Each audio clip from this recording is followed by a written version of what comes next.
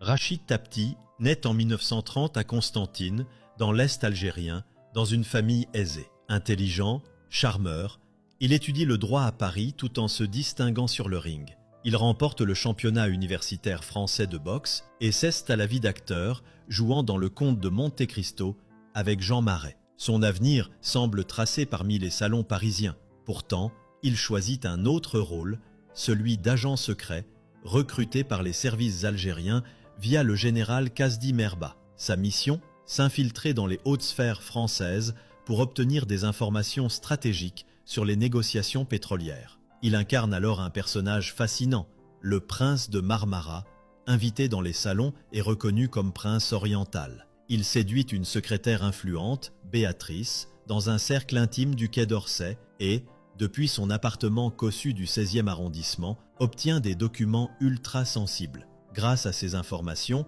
l'Algérie parvient à anticiper les positions françaises dans les négociations.